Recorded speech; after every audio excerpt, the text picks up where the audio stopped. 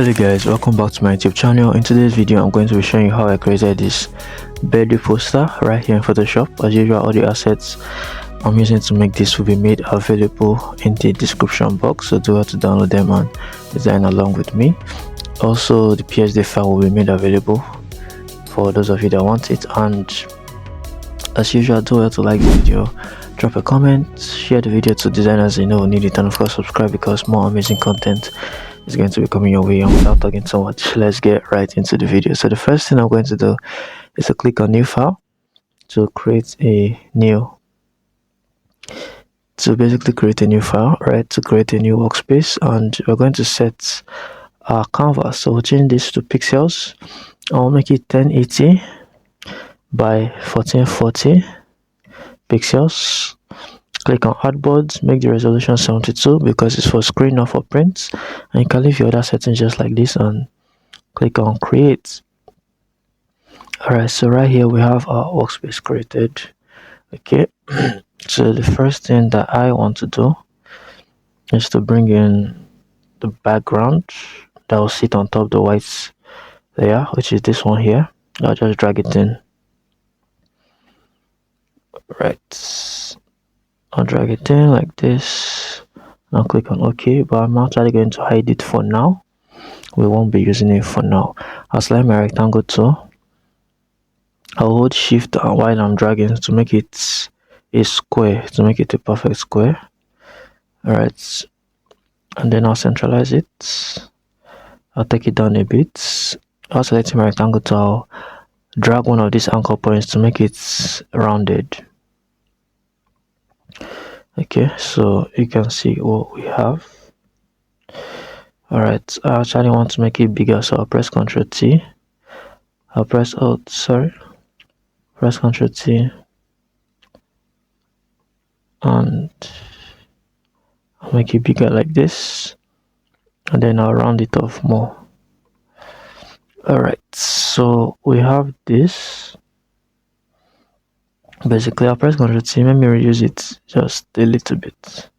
Alright, so we have this. What I'm going to do is I'm going to duplicate it, and this time around I'll extend it this way.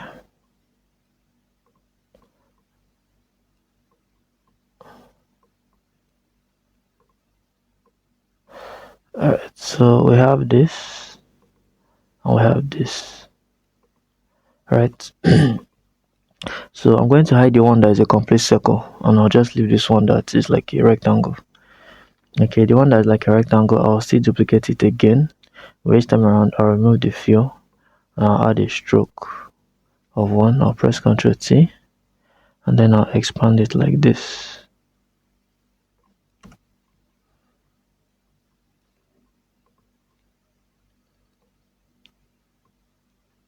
Okay, so you can see what we have so far.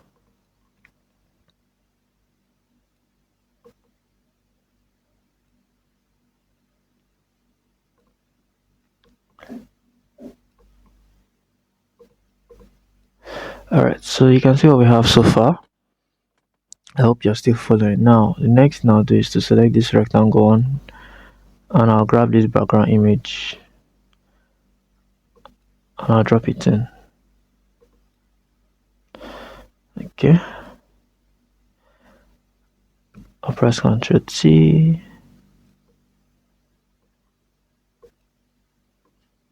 and then I'll go to filter, go to blur, and then I'll go to Gaussian blur, and I think I'll give it a blur of 5. 5 is okay. Right, 5 is okay.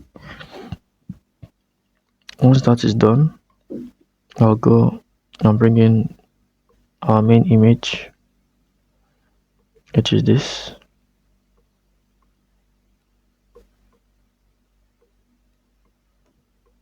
I'll move her up and I'll clip her into the background. As you can see, press Ctrl T. Okay, then I'm going to actually come here and select my exposure adjustment layer and clip it, and I'll increase the exposure a bit by 0.39.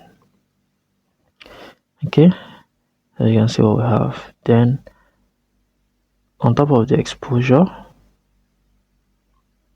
I'm going to duplicate our image like this, hold Alt and drag it up. Then I'll create a mask by holding Ctrl and clicking on that rectangle shape that was cut out, selecting the image I duplicated and adding a mask to it. Then selecting that mask layer and then coming to bring her arm out. Alright, so we have our arm out of the box. Okay, so far so good.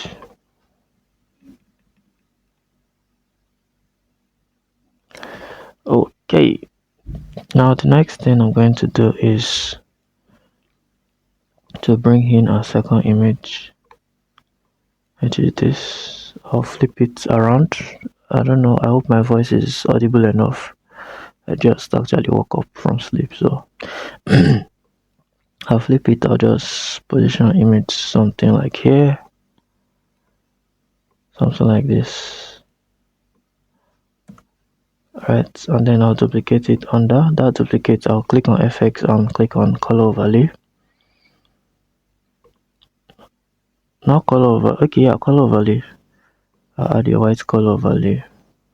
Then I'll move it to the right to create to the right and to the top to create like an outline, like a stroke.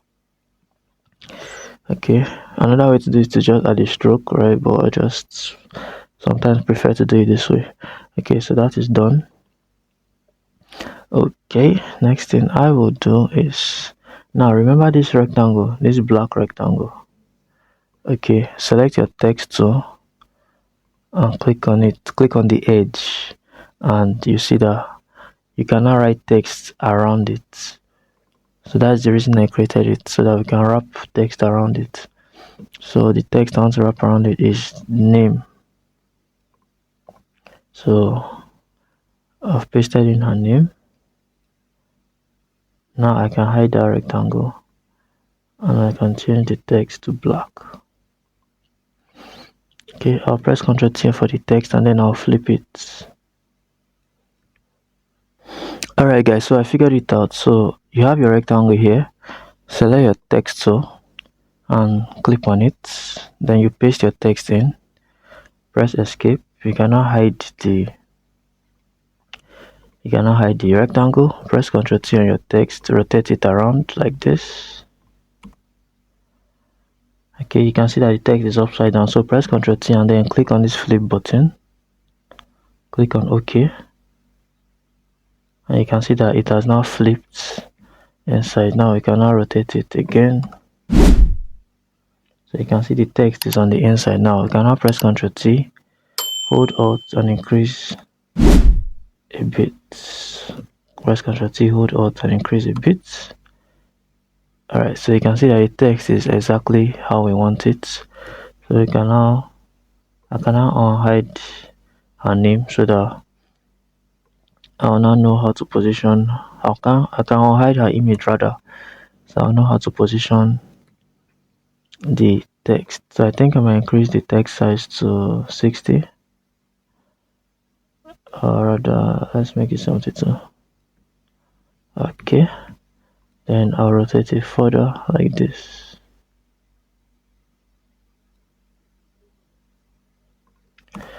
Okay, so you can see her name. Now remember this outline here, this black outline, we'll add a mask to it. Select brush tool and then we'll erase this line. Make sure your foreground color is set to black. We'll erase this line so it's not interfere with her name. Alright, so that's how we did it. Next thing to do is to bring in this label.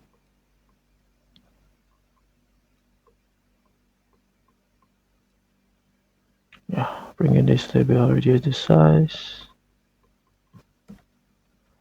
Okay, I think it's okay there. Then you select text tool Go and copy. I don't think there's any to copy. 2nd May 2025.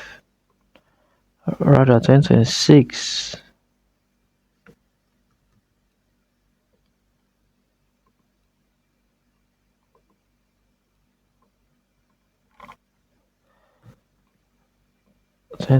Second.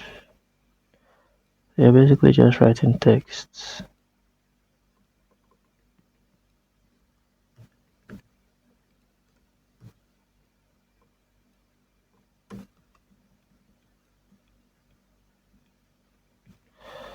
And then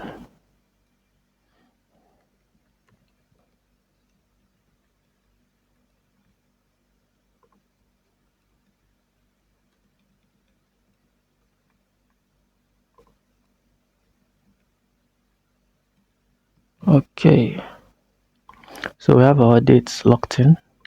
The next thing is happy birthday. So I just go and quickly copy that. Come down here.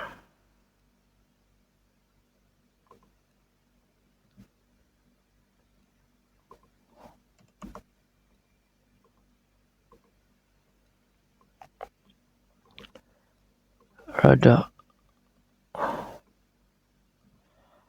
like, I'll just copy the birthday first. Make sure it's not all capital.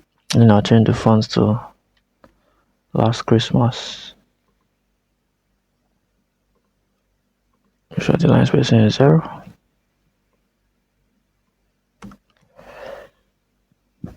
Centralize it, and then I'll take it behind her image so that it can overlap like this. And I'll duplicate it. And I'll paste birthday.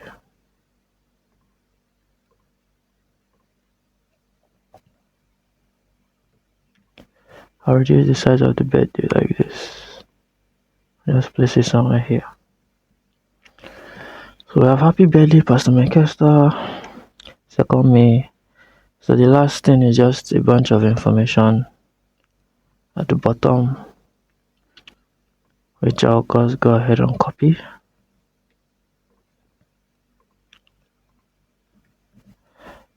Paste it in.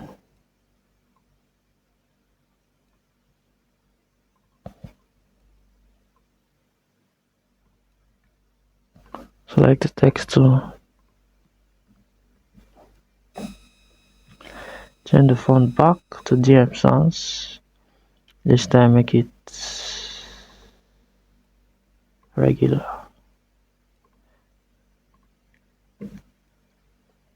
Reduce the size. I'll make it extra 24. I think 24 is okay. Something like this. And then finally, I'll copy these lines.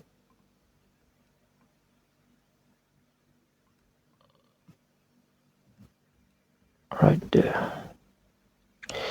Okay, so we have that. So the next thing I'm going to do is to change the color of the happy birthday. So I'll add a gradient overlay.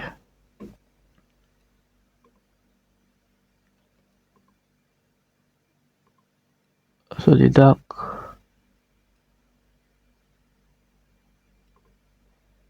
I'll make the dark part this dark gold color and the bright parts bright gold color. Okay, let me adjust the dark. So you can just copy my hex code if you're trying to get the same results.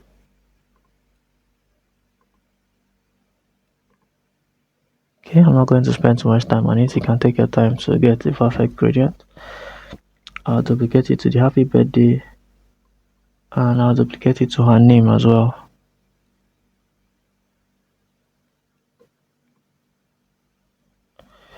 Okay, you can see it is pretty much coming together. But there's one last thing. Remember, this is our background. We're going to add a mask. select our brush tool, make sure it's a soft round brush, and we are going to fade it. Rather,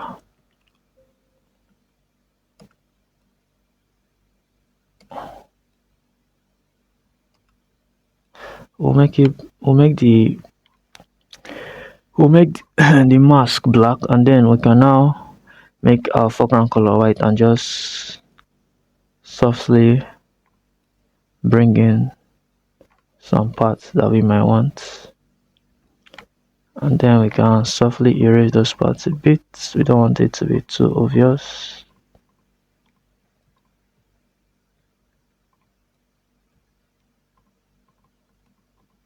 Then we can also reduce the opacity. Right, once that is done, we can go to the top, press Ctrl Shift Alt E to create a snapshot of all the layers, convert that layer into a smart object. Then you can go to filter, go to blur. You can go to filter, go to camera raw filter rather, and then in here you can now adjust however you like. I'm just going to increase contrast a bit of texture and grain, reduce vignette a little, add a little bit of saturation, sharpening, and I'll click on OK. And that's basically how I created this flyer design right here in Photoshop. If you learned something new, let me know what it is you learned, and if there's any other tutorial that you'd like me to make, also let me know and I'll happily do that. Alright, thank you for watching to this point, and I'll catch you in the next video. Peace.